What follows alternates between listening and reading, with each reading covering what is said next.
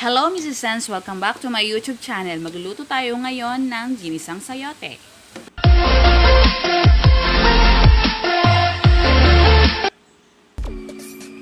Ang mga ingredients natin, onion, garlic, sayote, giniling na baboy, kamatis, olive oil, cornstarch, at oyster sauce. Ngayon, sisimulan na natin ang ating pagluluto. Isautein muna natin ang ating onion. Unahin natin ang onion kasi ito ang mag-neutralize ng ating garlic para hindi masunog. Since ang garlic is madaling masunog, diba? So, onion muna tayo.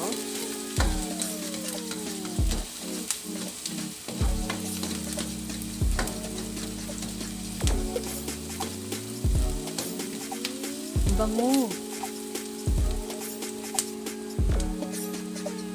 And then next, ang garlic.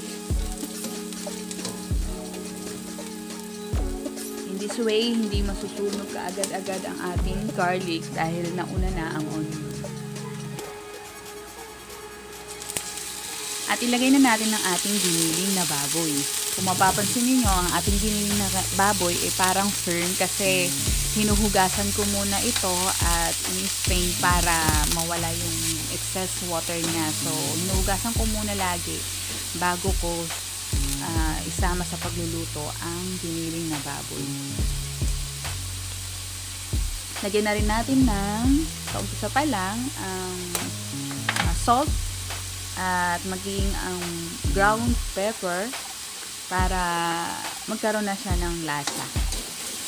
Manuot na ang lasa nito.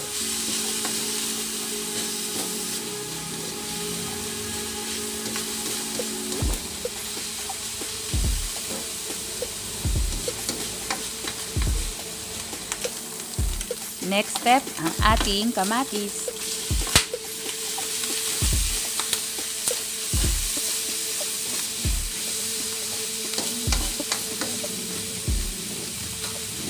I-mix lang natin.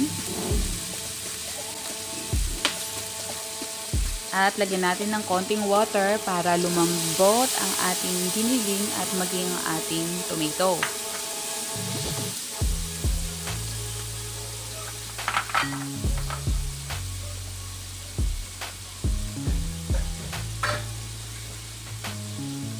At tatakpan natin ito saglit para mapalambot natin. Mga 1 to 2 minutes. After that, yan, pwede na natin isahog dito ang ating gulay.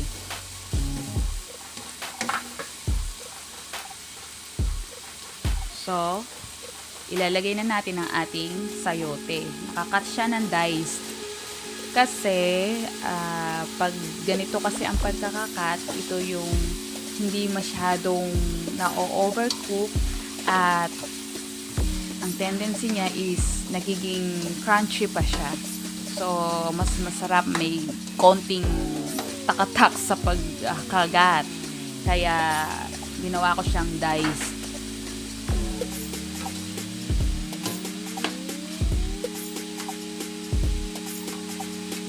Lagyan natin ng konting patis o fish sauce.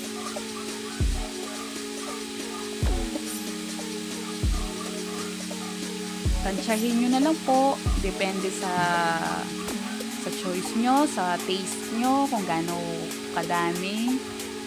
Na-adjust naman. So, kayo nang bahalang mag-adjust.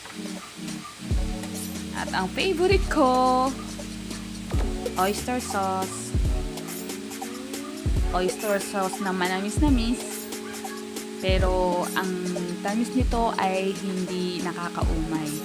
Kaya, paborito ko to sa aking mga dishes na ginigisa, lalo na sa mga gulay. So, nilagyan ko rin ng paminta. Binudburan ng konting paminta. At para lumambot ng konti ang ating sayote, lalagyan natin ng water para mapalambot ng konti. At hahayaan natin tong kumulo ng konti. Let it simmer for a while. Siguro mga 2 to 3 minutes. Yan, mga misizens. So, napalambot na ng konti ang ating sayote.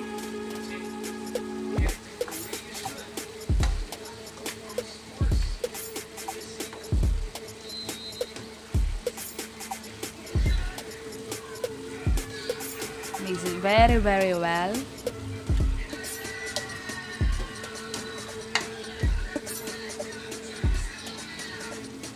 Tikman natin.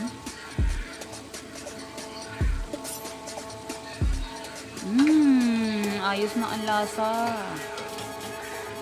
Sarap. At para mapathicken natin ang ating pinakasabaw, lagyan natin ng cornstarch. Hinaluan ko ng water. Ito ang magpapathicken ng pinaka-sauce ng ating dish. Lagyan din natin ng olive oil. Ang bango-bango nitong olive oil na to at ang sarap, yung aroma niya, yung taste niya, nakakasarap talaga sa dish. Tikman natin muli.